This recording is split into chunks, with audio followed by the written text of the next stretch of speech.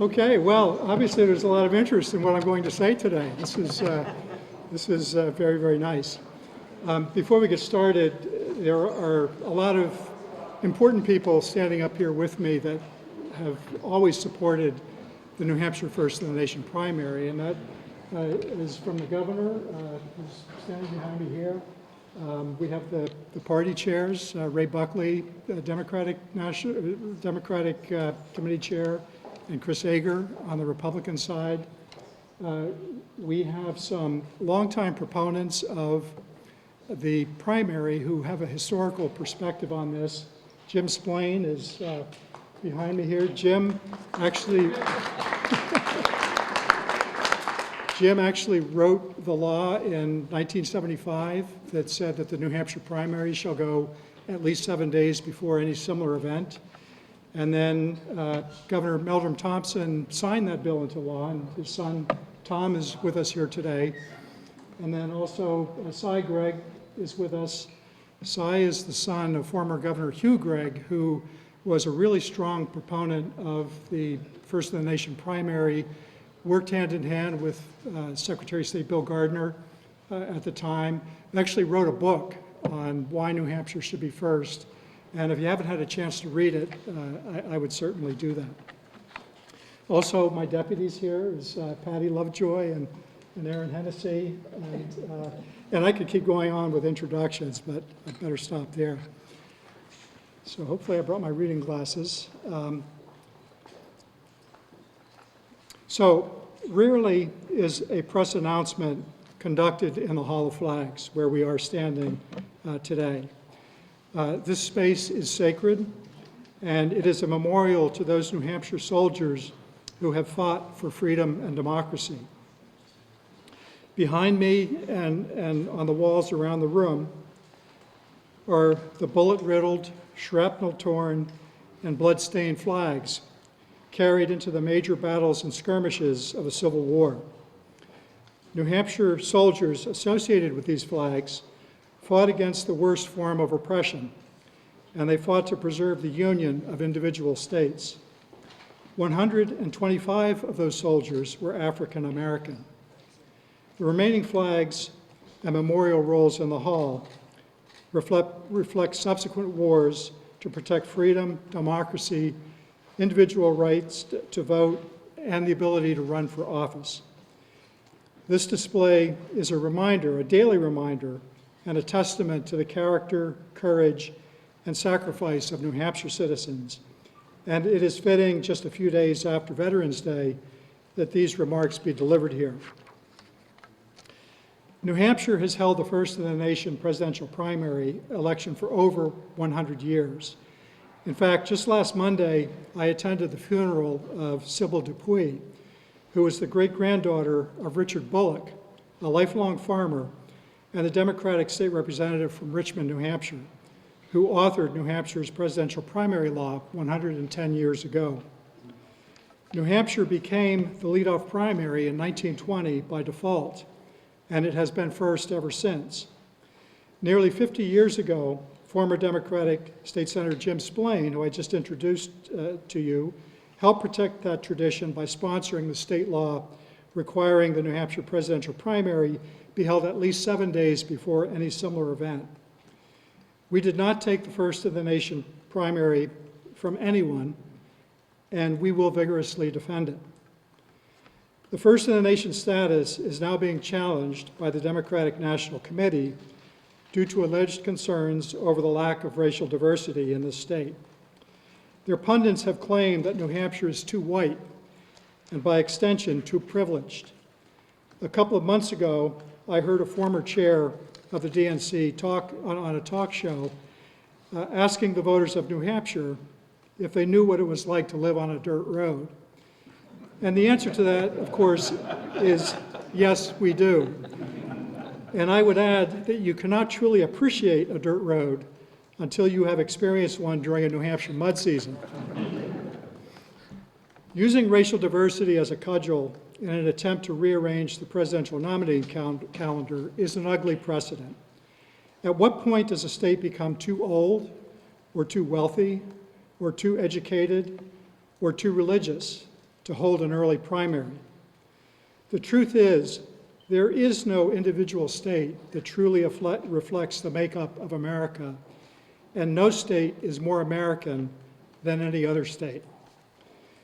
With that said, diversity is not the real issue at play in this debate. At stake is who gets to determine the nominee of the party. The elites on a national party committee by controlling the nominating calendar, or the voters. New Hampshire believes the voters of each state should decide who they prefer as the nominee to be president, not power brokers in Washington, D.C. That is why Representative Stephen Bullock wrote the New Hampshire presidential primary law in the first place.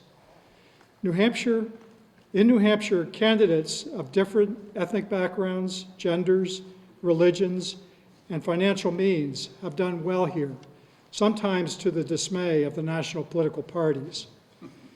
When the colonists fought and won their independence from Great Britain, New Hampshire crafted a state constitution that predates our federal constitution. At the time, there was a general mistrust of government and a strong sense that the citizens should govern themselves. Our state forefathers created a document that spread the power of government as broadly across the citizen population as possible. That is reflected in the 400-member House of Representatives that we have today, each of which receive a salary of $100 per year. Also, there's a 5-member executive council that acts as a check on the governor. All local election officials who run the polling places on election day are elected by their neighbors. And many of those officials are in the room today. There are a lot of town clerks that have joined us. New Hampshire government is designed from the bottom up, not the top down, and our political culture and traditions reflect that. New Hampshire is the antithesis of a national primary or a regional primary or a large state primary, where only the wealthy, well-known, or politically anointed candidates can compete. A small state geographically, with a population of 1.4 million citizens, is the one place where any qualified United States citizen can run for president and have a shot. If you had the childhood dream of growing up to be president of the United States, you can try and make that a reality in New Hampshire. That fact, after all, is the purest form of the American dream. Ballot access is extremely easy by filling out a one-page declaration of candidacy and payment of a $1,000 filing fee. And if a candidate cannot afford the fee, the candidate simply has to collect 100 nomination signatures from around the state and submit that instead. It is far easier for most candidates to run for president in New Hampshire, in the New Hampshire primary, than it is for them to run in their own home state.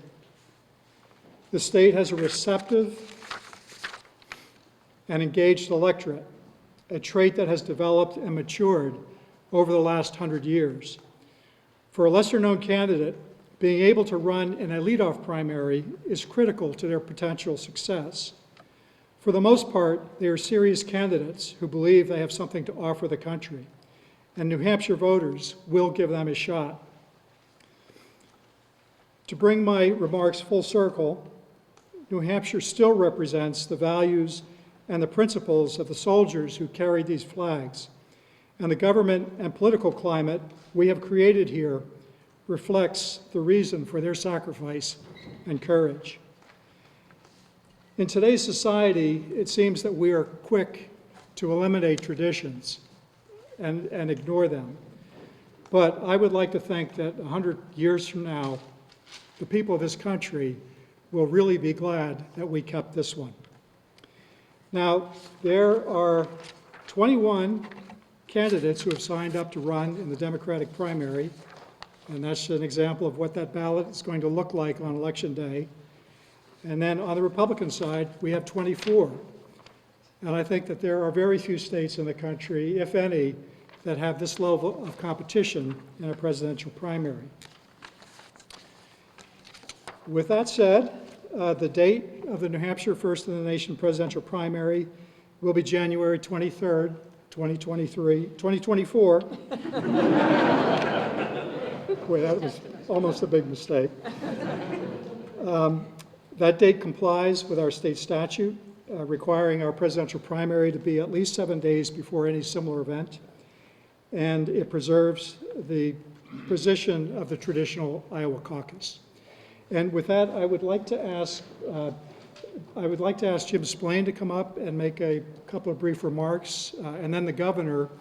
And because this space is sacred, we're not going to take questions here, but we will move into the visitor center, and I'll be happy to answer any questions that you have, and I'm sure anybody here will be available to the press. So, Jim, would you like to make a few remarks?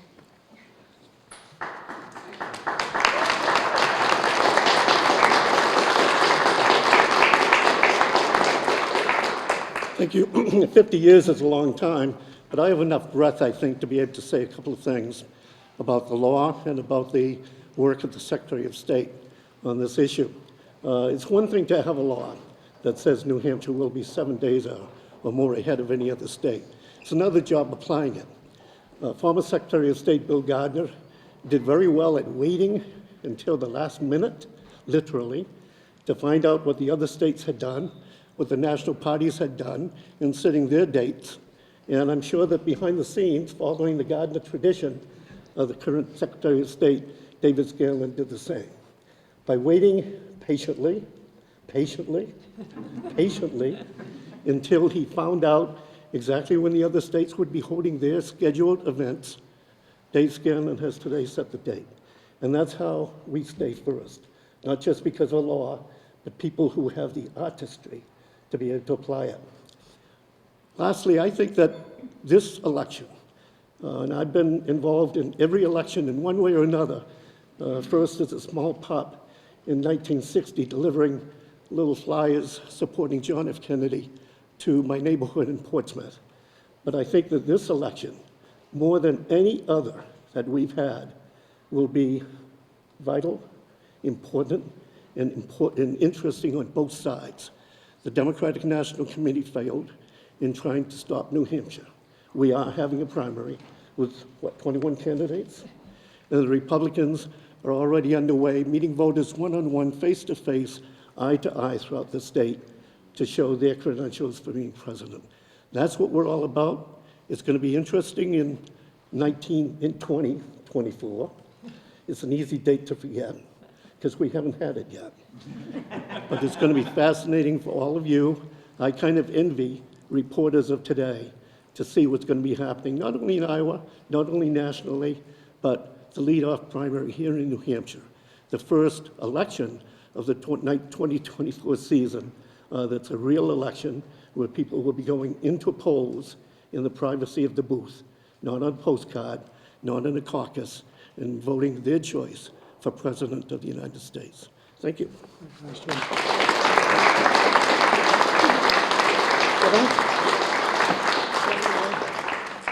Well, I just want to add my quick 2 cents, and the most important part is a big thank you. Big thank you to Dave Scanlon, his amazing staff, of not just keeping a nice tradition. That's not what this is. The First in the Nation primary is something that is earned. And the fact that I think Representative Splain realized that when I was 1 year old in 1975, and had the forethought to codify it into law. There's I think a really important part was a lot of folks across the country will say, what makes New Hampshire so different? We really are a bottom-up state. We really are that state where you don't need name ID, you don't need money, you just need to come out and earn it person to person. And that amazing opportunity that any American can stand up and use New Hampshire as really the doorway for their opportunities and for the rest of the country.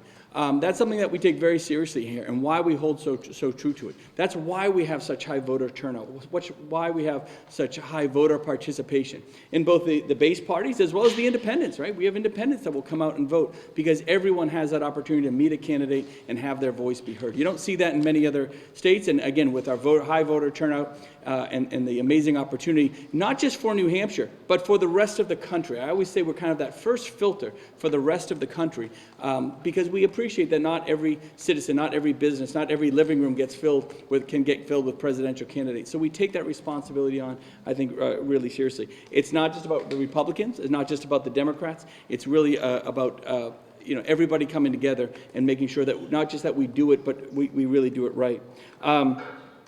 We haven't changed a thing. That's the other thing I want to remind folks.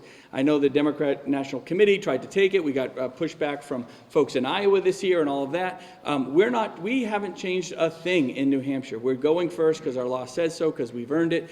We are the ones that are trying to be amazingly consistent. And in all the craziness of this day and age, consistency and integrity in that election process is what everybody is really looking for. So again, just a big thank you to everybody. It was really led, obviously, by Secretary of State Dave. It started by Jim Spillane, led by Dave Scanlon 50 years later. But everybody from all the different parties, the senators, the representatives, Republicans, Democrats, that's a huge win, again, not just for the state of New Hampshire, but for the entire country to be that door of opportunity. And if you didn't get your name on the ballot in 24, there's 330 million Americans. You can come and give it a try in 28, and that door starts right here in New Hampshire. So thanks again, Dave. Thank you, Appreciate Governor. it. Thank you.